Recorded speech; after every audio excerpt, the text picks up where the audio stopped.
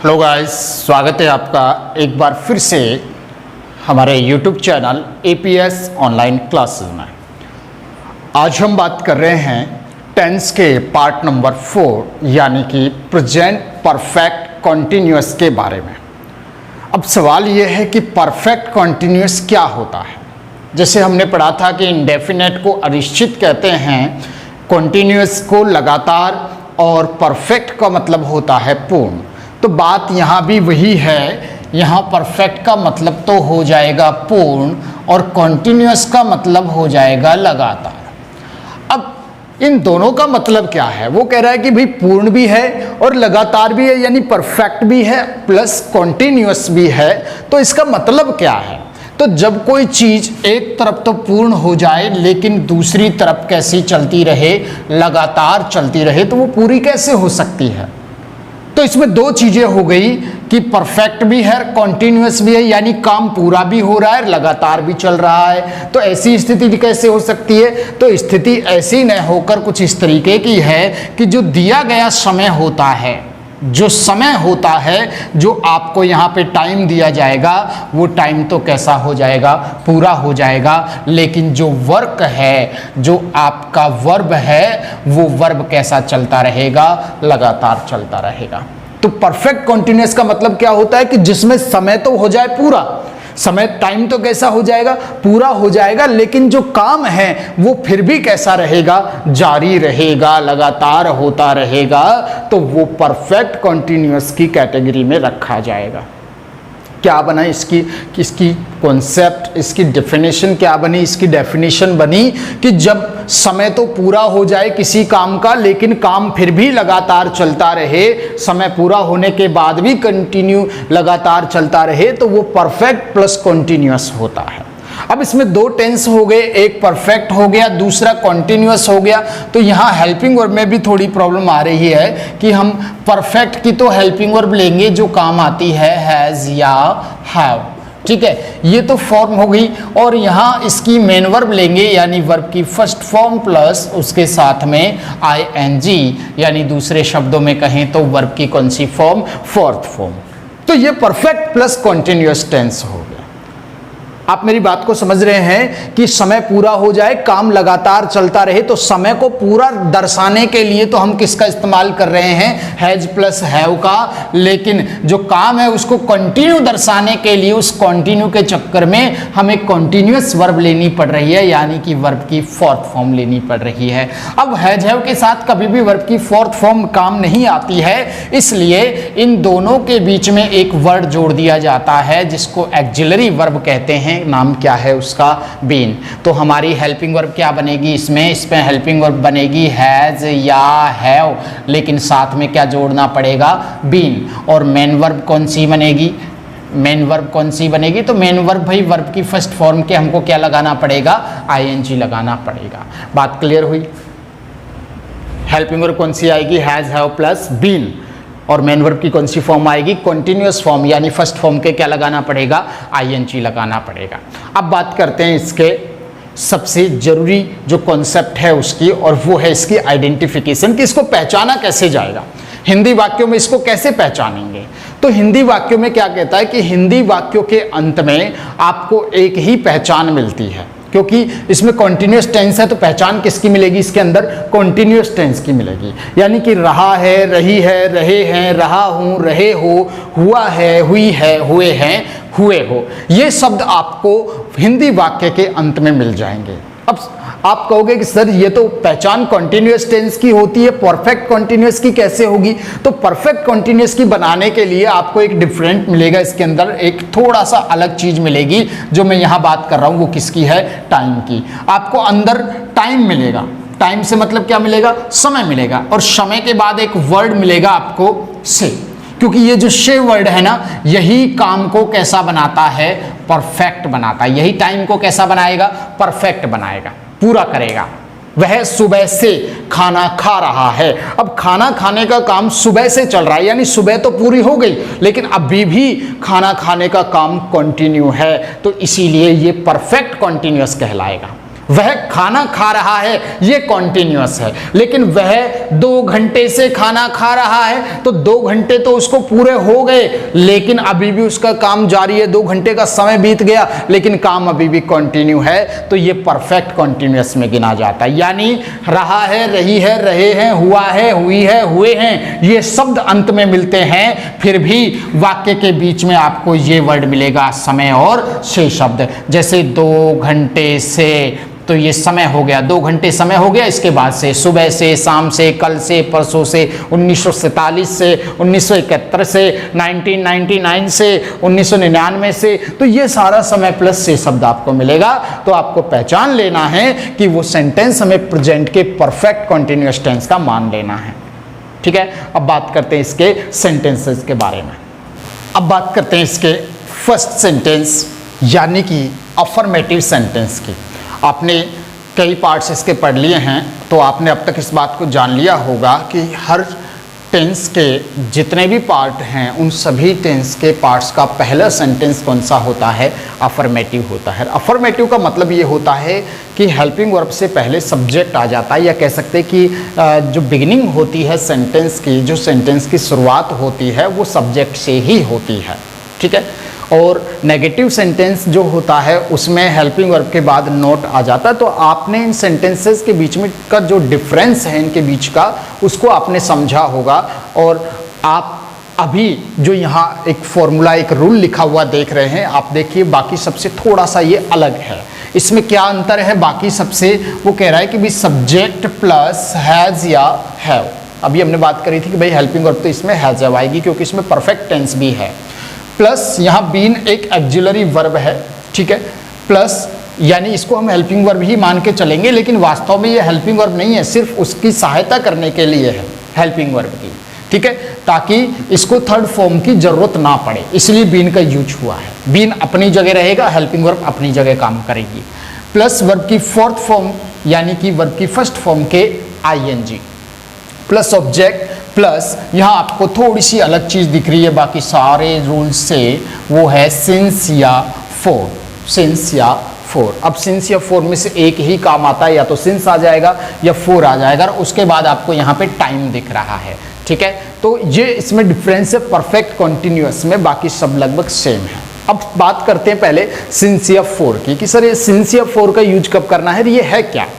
Since या four जो है वो समय को दर्शाने का काम करता है। दर्शाने से मतलब वो समय की वैलिडिटी को बताता है, वैधता को बताता है कि समय कितना समय का है, कितने समय से ये समय काम कर रहा है, ये समय कितने समय पहले लिखा गया था, ये समय कितने समय पहले शुरू हुआ था, तो उसकी वैलिडिटी के बारे में बात करता है।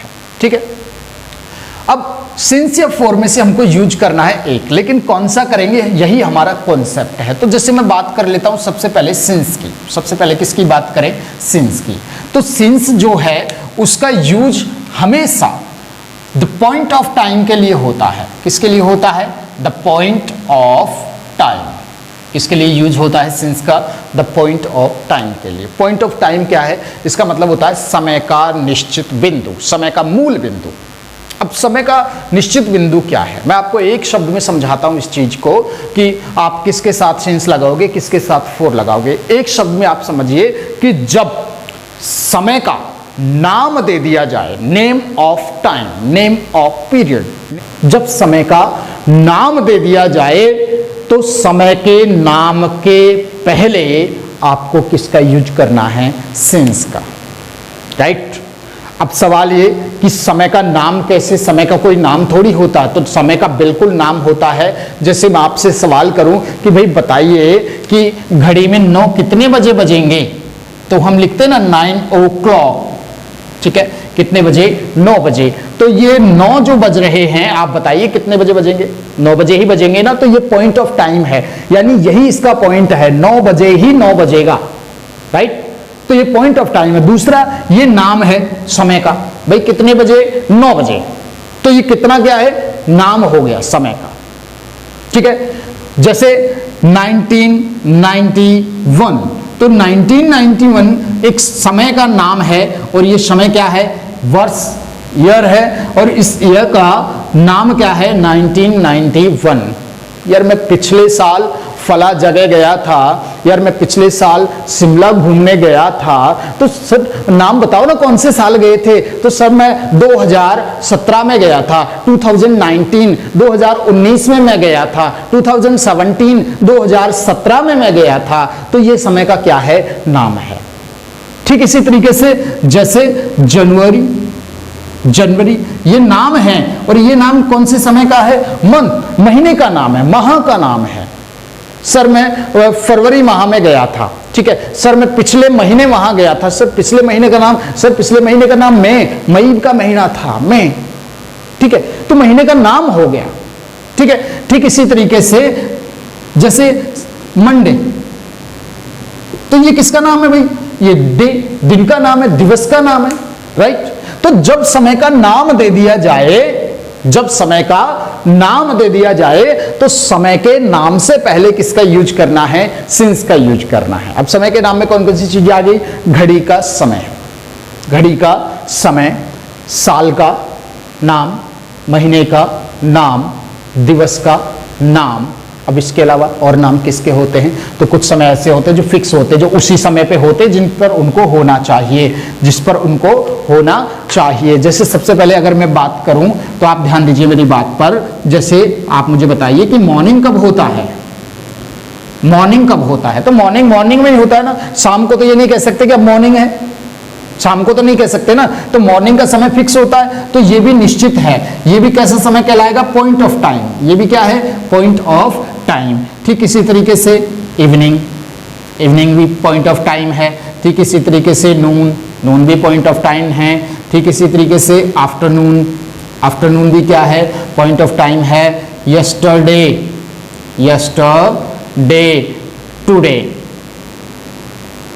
ठीक है, ये भी क्या है, पॉइंट ऑफ टाइम है। तो इन सभी के नाम से पहले आपको एक ही वर्ड का यूज करना है, और द वर्ड इज सिंस। ठीक है, सिंस का यूज समझ में आ गया। अब बात करते हैं फॉर के यूज के बारे में। तो फॉर कहां लगाना है, फॉर कहां लगाना है, ठीक है, तो चलिए फॉर के बारे में देखते हैं। अब अगर फॉर के यूज की बात करें तो फॉर जो है, इस फॉर का यूज जैसे सिंस का यूज होता था द पॉइंट ऑफ टाइम के लिए, ठीक इसी तरीके से फॉर का यूज होता है the period of time. For का यूज कहां होता है, द पीरियड ऑफ टाइम, समय की अवधि के लिए। पीरियड का मतलब क्या होता है, अवधि। अब ध्यान रखिए, अवधि जो है वो निश्चित समय नहीं होता। अवधि कैसा समय नहीं होता, निश्चित समय नहीं होता। जैसे अब मैं एक छोटा सा एग्जांपल ले लेता हूं, अगर क्लास में पीरियड की बात करें, क्लास का जो पीरियड लगता है या पीरियड चलता है, ठीक है, जो कालांश चलता है वो निश्चित नहीं है। वो 9 o'clock लगेगा तो सही, लेकिन 9 to 10 जो ये बीच की अवधि है, 9 से और 10 के बीच की जो ये बीच की अवधि है, इसी को तो हम क्या कहते हैं, पीरियड। 9 to 10 o'clock, 9 से 10 के बीच का जो समय है वही क्या है, हमारा पीरियड है। तो यहाँ समय कितने हो गए, 2, एक 9 हो गया, एक 10 हो गया। तो निश्चित समय तो नहीं है ना कि 9 है कि 10 है, नहीं है ना। अगर निश्चित होता तो किसका यूज करते, सिंस का। अनिश्चित है, अनिश्चित है, तो इसीलिए किसका यूज करेंगे, फॉर का। समय की अवधि के लिए किसका यूज करना है, फॉर का। अब सवाल ये कि सर अब फॉर का यूज कहां करेंगे, तो हमने सिंस का यूज पढ़ा था कि भाई समय के नाम के साथ, समय के नाम से पहले किसका यूज करना है, सिंस का यूज करना है। अब आपको फॉर में ध्यान रखना है कि समय के संख्या, समय की संख्या अगर दे दी जाए तो संख्या आने पर फॉर का यूज करना है। संख्या आने पर किसका यूज करना है, फॉर का। जैसे मैं 2 चीजें लिखता हूं, 1945, ठीक है, और 75 ईयर्स, ठीक है। जैसे फरवरी, जैसे 2 months, जैसे 9 o'clock, ठीक है, जैसे 2 hours। अब मैंने 2 चीजें यहां लिख दी हैं, वो अलग हैं, ये अलग हैं, ठीक है। अब मुझे बताइए 1945 क्या है, कौन सा समय है, निश्चित है कि अनिश्चित है, सर ये तो निश्चित है। क्यों है निश्चित? निश्चित इसलिए है क्योंकि ये 1945 में ही आया था। 1945 के बाद जो आया था वो 46 था, पहले जो आया था वो 44 था कि नहीं था? तो निश्चित है ना। फरवरी महीना कौन से महीने में आता है? फरवरी महीने में ही आता है भाई। 9 o'clock 9 बजे, कितने बजे बजेंगे? 9 बजे ही बजेंगे, तो ये निश्चित हो गया। दूसरा यहाँ लिखा है 75, तो ये समय का नाम हो गया। ये तो समय का क्या हो गया? नाम।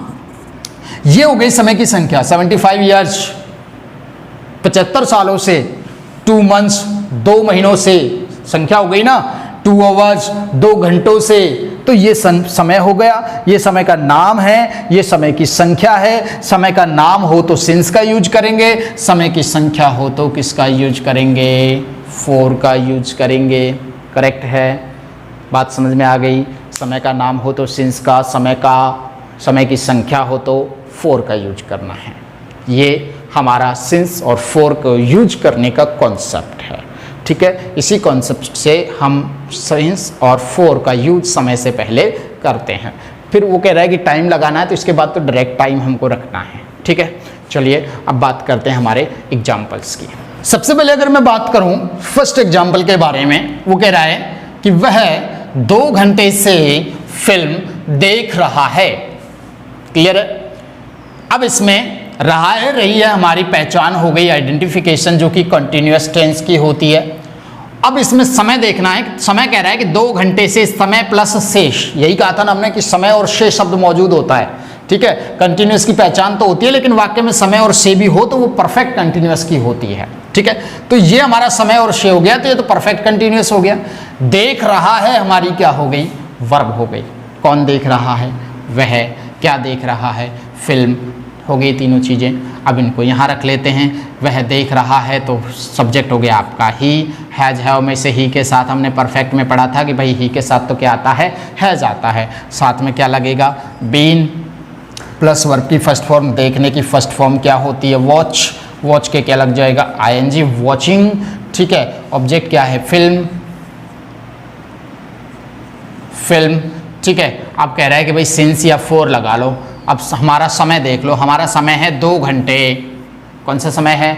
2 घंटे। तो 2 घंटे निश्चित है कि अनिश्चित है? भाई अनिश्चित है, पता नहीं है ना कि 9 से 11 है या 11 से 1 है। निश्चित नहीं है ना, निश्चित नहीं है तो सिंस लगाएं 4, तो तब लगेगा 4। और समय था तो 4 किसकी अंग्रेजी हो गई? इसकी, से की। अब 2 घंटे की अंग्रेजी क्या हो जाएगी? 2 hours। 2 hours। ठीक है, full stop. He has been watching film for 2 hours। कितने घंटों से फिल्म देख रहा है? 2 घंटों से। फिर कह रहा है कि मैं सुबह से तुम्हारा इंतजार कर रहा हूँ। इंतजार कर रहा हूँ क्या हो गई? वर्ब।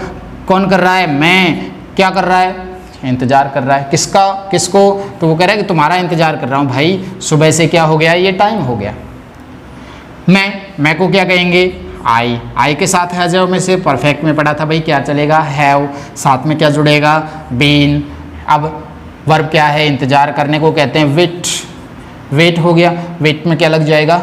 ING, waiting. ठीक है, अब ऑब्जेक्ट क्या है? तुम, तुम्हारा, यानी कि यू, योर नहीं। I have been waiting you.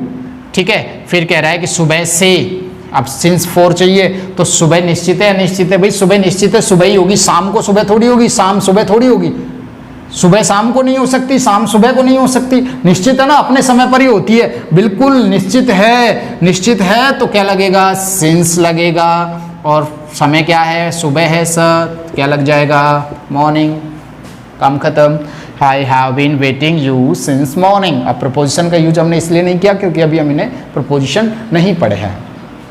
2 दिन से यह कौवा मेरे घर पर मंडरा रहा है। 2 दिन से यह कौवा मेरे घर पर मंडरा रहा है। मंडरा रहा है क्या हो गई? वर्ब हो गई। भाई कौन मंडरा रहा है? यह कौवा मंडरा रहा है। क्या मंडरा रहा है? किसको? कुछ नहीं है तो ये हम ईटीसी में मान लेते हैं, चाहे इसको ऑब्जेक्ट मान लो। ठीक है, फिर ये क्या है? ये समय और शेष है। अब आपको एक बात ध्यान रखनी है कि अगर किसी सेंटेंस में, अगर किसी हिंदी के वाक्य में अगर सब्जेक्ट से पहले कोई चीज़ आ जाती है तो उसको ट्रांसलेट करते समय वो चीज़ आपको पहले ही बनानी है। चाहो तो आप उसे पीछे रख सकते हो। 2 दिन से, तो 2 दिन निश्चित है कि अनिश्चित है? अनिश्चित है, फिक्स नहीं है ना, मंडे संडे है या मंडे ट्यूसडे है या ट्यूसडे वेडनेसडे है, नहीं है, निश्चित नहीं है। तो सिंस 4 में से मैं किसका यूज कर लूँ, तो मैं यहाँ 4 का यूज कर रहा हूँ, और 4 2 दिन को मैं क्या कहूँगा, 2 days, राइट। फिर उसने यहाँ पे एक कॉमे का यूज किया, मैं भी यहाँ एक कॉमा लगाऊंगा, ठीक है। यह कौवा मेरे घर पर मंडरा रहा है, सब्जेक्ट क्या है, यह कौवा, तो सब्जेक्ट हो गया यह कौवा, द क्रो, ठीक है, यह कौवा। हैज हैव में से कौवे के साथ क्या लगा दूं, हैज लगा दो, सर एक वचन है।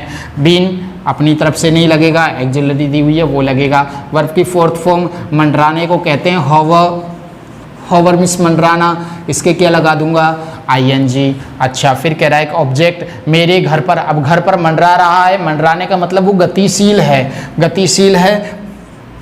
ओवर मेरे घर, माई हाउस, ठीक है।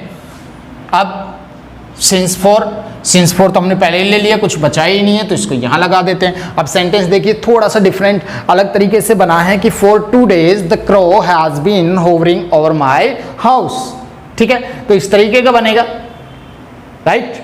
तो इस तरीके से भी अगर बन जाता है तो वो सही है, दोनों तरीके से आप देख लीजिए। ये आपका एग्जाम्पल हो गया, ये आपके हैज हैव, इसमें हेल्पिंग वर्ब हो गई, वर्ब की फोर्थ फॉर्म का यूज हो रहा है, सिंस कहाँ यूज हो रहा है, फॉर कहाँ, निश्चित के साथ सिंस, अनिश्चित के साथ फॉर, ठीक है। अब बात करते हैं नेक्स्ट सेंटेंस की। अब हम देख सकते हैं नेगेटिव सेंटेंस के बारे में। तो अफर्मेटिव और नेगेटिव में जो एक चीज का डिफरेंस आता है, जो मैं आपको बार बार बताता हूं, वो वर्ड आपको यहां दिखाई दे रहा है, लेकिन आप ध्यान रखिए कि हमेशा हेल्पिंग वर्ब के बाद आता है, राइट। तो यहां हेल्पिंग वर्ब किसको माना गया है, हैज हैव को, बीन को नहीं माना गया, क्योंकि बीन एक एक्सिलरी है जो हेल्पिंग वर्ब की सहायता कर रही है परफेक्ट कंटिन्यूअस के लिए, ठीक है। तो यहां हमने नॉट का यूज किया है, तो ये नेगेटिव सेंटेंस हो गया, बाकी सब कुछ सेम है। हम 2 महीनों से घर नहीं जा रहे हैं, जा रहे हैं क्या हो गई, वर्ब कौन नहीं जा रहे, हम क्या, किसको, घर को नहीं जा रहे हैं, ये आपका समय और से हो गया, करेक्ट। अब इसको रख लीजिए, आपको आ गया होगा, इतने समय से आप टेंसेस बार बार पढ़ रहे हो, तो आपको ये बात समझ में आ जानी चाहिए कि सब्जेक्ट कहाँ आएगा, हेल्पिंग वर्ब कब आएगी, किस चीज़ की जरूरत कब पड़ेगी। तो सबसे पहले सब्जेक्ट चाहिए, तो हमको क्या कहेंगे, वी, हैज हैव में से वी के साथ हैव, फिर वो कह रहा है कि सर नॉट लगाइए क्योंकि ये नेगेटिव है, इसमें नहीं शब्द है, ठीक है, यही तो डिफरेंस है वाक्य में, ठीक है। नॉट लगाया, फिर कह रहा है बीन लगाओ, बीन लगाया, वर्ब की फोर्थ फॉर्म, जाने की फर्स्ट फॉर्म क्या है, गो, इसके क्या लग जाएगा, ing। ऑब्जेक्ट है आपके पास, बिल्कुल है, घर ऑब्जेक्ट है, तो क्या लगा दूं मैं, कौन सा प्रपोजिशन, टू, गोइंग टू, ठीक है। क्या है, घर, होम या हाउस, ठीक है। अच्छा, सिंस या फॉर, 2 महीनों से, 2 महीनों से, निश्चित है, निश्चित है 2 महीने, निश्चित नहीं है सर, जनवरी फरवरी मार्च कौन सा है पता नहीं है, नहीं है तो क्या लगा दूं, 4, 2 महीने, 2 महीने को क्या कहूंगा, 2, और महीनों को क्या कहूंगा, मंथ, ठीक है। We have not been going to home for 2 months। तुम 15 मिनट से मुझे नहीं सुन रहे हो, सुन रहे हो वर्ब हो गई, कौन नहीं सुन रहे हो, तुम नहीं सुन, सॉरी, तुम नहीं सुन रहे हो, ठीक है, किसे नहीं सुन रहे हो, मुझे, ठीक है, 15 मिनट से, ओके सर। तो सबसे पहले सब्जेक्ट रख लेते हैं, तुमको क्या कहेंगे, यू के साथ हैज हैव में से हैव, बाद में क्या लगेगा, नॉट, फिर क्या लगेगा, बीन, सुनने को, लिसन, लिसन की फोर्थ फॉर्म ing, ठीक है। लिसन किसे, मुझे, me, you have not been listening me. अच्छा, अब कह रहा है कि 15 मिनट से, 15 मिनट निश्चित है, अनिश्चित है, अनिश्चित है भाई, संख्या दी गई है, नाम नहीं दिया गया, संख्या है तो 4, और 15 को 15, मिनट्स को minutes, right. You have not been listening me for 15 minutes। Sheela 5 दिन से खाना नहीं खा रही है, खा रही है हो गई आपकी वर्ब, कौन नहीं खा रही, शीला, क्या नहीं खा रही है, खाना, ठीक है। शीला सबसे पहले रखेंगे सब्जेक्ट, हैज हैव में से शीला के साथ हैज, फिर क्या लगेगा, नॉट, फिर क्या लगेगा, बीन। आप बताइए अब क्या लगेगा, वर्ब की फोर्थ फॉर्म, फर्स्ट फॉर्म क्या है, ईट, फोर्थ फॉर्म क्या हो जाएगी, ईटिंग। अच्छा, क्या नहीं खा रही है, खाना, फूड हो गया। अब क्या करें सर, अब इसमें से समय और से लगाना है, तो 5 दिन निश्चित, अनिश्चित, डेफिनेट, इनडेफिनेट, अनिश्चित है, ठीक है, अनिश्चित है तो 4 और 5 का 5 लिख दो, चाहे 5 लिख दो और फिर उसको डेज, ठीक है। Sheela has not been eating food for 5 days, correct है। इस तरीके से आपको नेगेटिव सेंटेंस करना। अब हम बात कर रहे हैं इंटेरोगेटिव सेंटेंस के बारे में। तो जैसे ही बात इंटेरोगेटिव की आती है, दिमाग में दो चीजें आ जानी चाहिए कि भाई इंटेरोगेटिव तो दो तरीके से बनता है, पहला जो हेल्पिंग वर्ब से स्टार्ट हो और दूसरा जो WH फैमिली से या WH वर्ड से स्टार्ट हो। तो वही बात हमने यहाँ इसीलिए दोनों सूत्र, दोनों रूल्स आपके यहाँ लिखे हुए हैं। अब इनमें और बाकी रूल्स में क्या डिफरेंस है? तो दोनों के बीच में डिफरेंस जो है वो ये है कि प्रश्नवाचक वाक्य हमेशा मार्क्स ऑफ इंटेरोगेशन से बनता है, प्रश्नवाचक चिन्ह से। तो इनमें हमने प्रश्नवाचक चिन्ह लगाया। पहला जो हमने इनमें चेंज किया है वो फर्स्ट चेंज हमने ये किया है। दूसरा चेंज क्या है इसके अंदर कि सब्जेक्ट बाद में होता था और हेल्पिंग वर्ब सब्जेक्ट पहले होती थी और हेल्पिंग वर्ब बाद में। अब हमने हेल्पिंग वर्ब को पहले ले लिया है, सब्जेक्ट को कहां कर दिया है? बाद में। इसके अलावा देखिए क्या इस वाले में आपको कोई और डिफरेंस दिखाई दे रहा है? क्या कोई और चेंजेस दिखाई दे रहे हैं इसके अंदर? तो बिल्कुल नहीं दिखाई दे रहे होंगे, ठीक है। इसमें हमने क्योंकि इसको WH वर्ड से स्टार्ट करना था तो स्टार्टिंग में WH वर्ड लगा दिया, बाकी जो इसके अंदर चेंजेस है वही इसके अंदर है, ठीक है। तो ये आप देख लीजिए दोनों। अच्छा, इन दोनों का यूज करना आपको आता है अच्छी तरीके से कि भाई जब वाक्य के शुरू में क्या शब्द आ जाए, जैसे इसमें आ रहा है तो ये वाला फर्स्ट वाला रूल लगाना है। जब कहीं बीच में क्या, कौन, कब, कहां आ जाए तो सेकंड वाला रूल लगाना है। इतना सा था इसका, ठीक है। अब हम फर्स्ट एग्जांपल की बात कर रहे हैं कि तुम 10 दिन से मुझे बेवकूफ क्यों बना रहे हो। तो बना रहे हो तो हो गई वर्ब।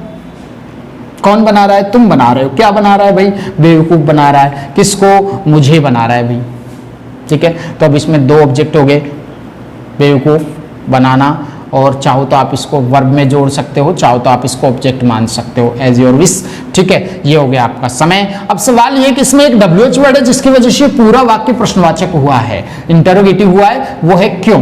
तो ये इसमें तो ये वाला सूत्र लगेगा। क्यों? क्योंकि इसमें यहां शुरू में क्या शब्द नहीं है बल्कि बीच में है। तो क्यों को हम क्या कहते हैं भाई? क्यों को तो वाई कहते हैं, वह, ठीक है। अब सवाल हैज हैव में से क्या लगेगा? तो पहले अपना सब्जेक्ट देख लो। सब्जेक्ट है तुम, तुमको कहेंगे यू के साथ हैज हैव में से हैव, तो मैं तो यहाँ हैव लगा देता हूं, ठीक है। और अपना सब्जेक्ट क्या था अभी जो हमने बनाया? यू था।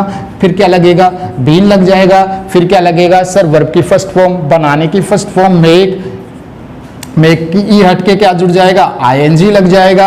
अब ऑब्जेक्ट क्या है सर? ऑब्जेक्ट इसमें दो हैं, बेवकूफ और मुझे। तो पहले बेवकूफ को लिख लो चाहो तो, ठीक है। लेकिन जब एक सजीव एक निर्जीव हो तो सजीव से पहले 4 या 2 का यूज करते हैं। तो ये तो फुल हो गया, ये मैं लगाऊंगा यहाँ पे 2 और फिर आपका मुझे की अंग्रेजी हो गई मी।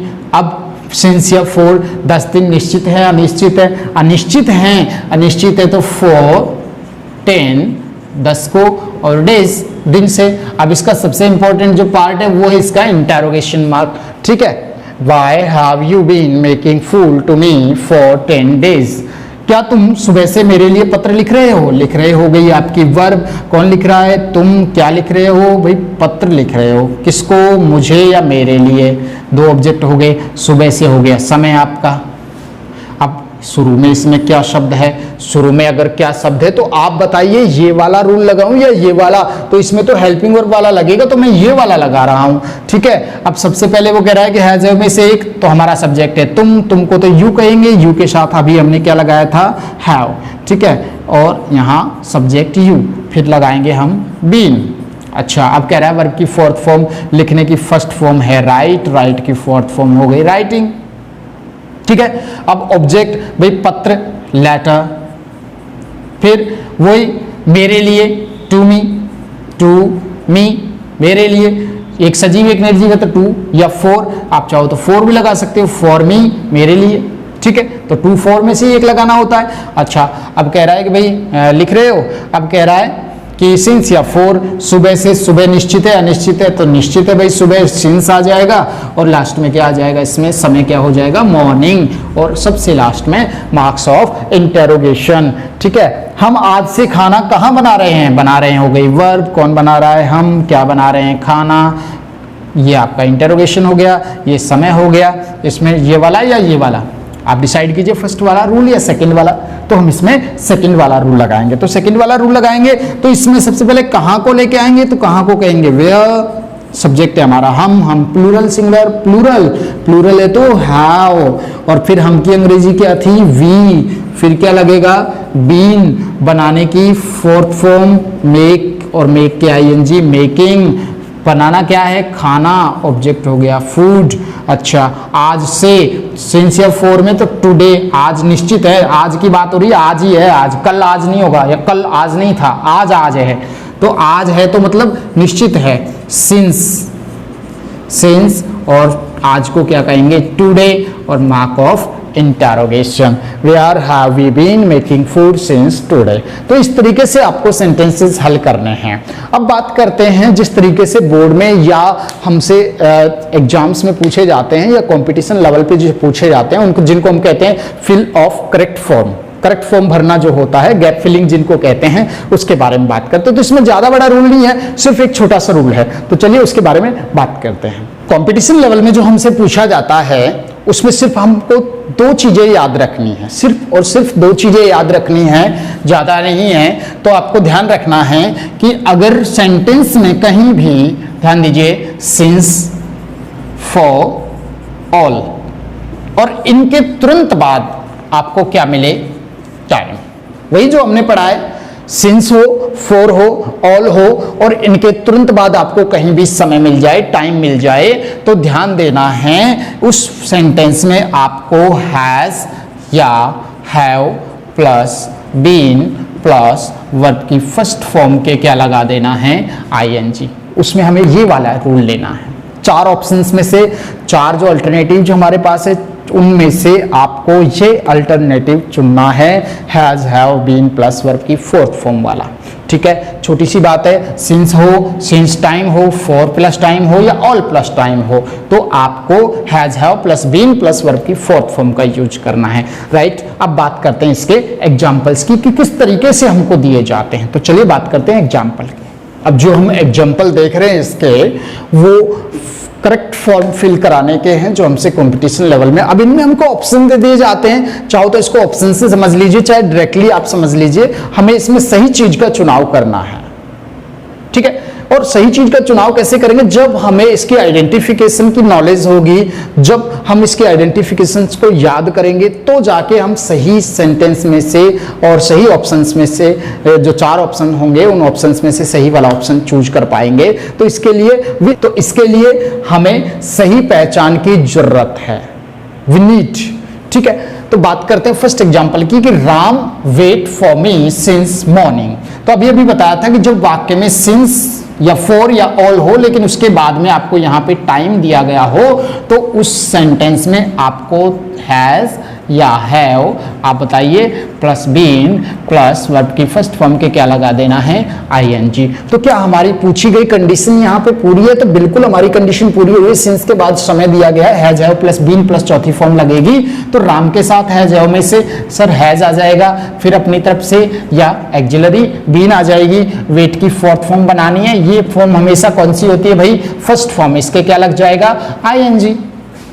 Ram has been waiting for me since morning, correct है। सेम ऐसा हो जाएगा। अब यहाँ पे एक ब्लैंक ये आ गया, एक ब्लैंक ये आ गया, लेकिन ये इंटरोगेटिव सेंटेंस है, इंटरोगेटिव है, और एक ही ब्लैंक आगे है, तो इसका मतलब तो इसमें हेल्पिंग वर्ब आएगी, राइट। ठीक है, तो इसमें देखो समय फॉर, और फॉर के बाद टू ओवर यहाँ पे टाइम हो गया, तो इसमें भी हैज, हैव प्लस बीन आएगा। यहाँ हैज, हैव, यहाँ बीन प्लस चौथी फॉर्म, तो हैज, हैव को बाहर ले लें, यू के साथ हैज, हैव में से हैव, यहाँ पे क्या आ जाएगा, पहले बीन, अब इसकी फोर्थ फॉर्म आ जाएगी, राइट की फोर्थ फॉर्म क्या हो जाएगी भाई, राइटिंग, ई को हटा के, करेक्ट है। नेक्स्ट देखिए, आई खाली जगह, make food for the guest for 5 over, तो ये देखिए समय 4 प्लस टाइम, करेक्ट है, 4 प्लस टाइम है, बिल्कुल है 4 प्लस टाइम। आई के साथ है जो में से हैव आएगा, प्लस बीन आएगा, प्लस इसकी फोर्थ फॉर्म हो जाएगी, मेक की फोर्थ फॉर्म क्या बनेगी, मेकिंग बनेगी। इसी तरीके से देखिए, दे खाली जगह blank, drink tea since 1990 since plus 1999, ये आपका टाइम हो गया। तो दे के साथ हैज, हैव में से सर हैव आ जाएगा, साथ में क्या जुड़ेगा, बीन प्लस ड्रिंक की फोर्थ फॉर्म क्या हो जाएगी, सर ड्रिंकिंग हो जाएगी। ठीक है, इस तरीके से ये हो गया। अब लास्ट वाला देख लीजिए, आई blank teach English for 11 year, 4 plus time दिया हुआ है, ठीक है। तो आई के साथ हैव में से हैव आ जाएगा, प्लस में बीन आ जाएगा, टीच की फोर्थ फॉर्म क्या हो जाएगी, टीचिंग हो जाएगी, ठीक है। तो हमने क्या चीज सीखी इससे, हमने सीखा कि जो हमसे ऑप्शन पूछा जाता है कि भाई बताओ इसमें करेक्ट फॉर्म कौन सी वाली आएगी, तो हमें याद होना चाहिए जब सिंस, फॉर या ऑल के बाद अगर टाइम दे दिया जाए तो उसमें हमेशा has, have plus been plus verb की फोर्थ फॉर्म यानी फर्स्ट फॉर्म के आईएनजी का यूज करना है, ठीक है। तो ये बहुत ही सिंपल था। तो इस तरीके से हमारा प्रेजेंट टेंस कंप्लीट हुआ।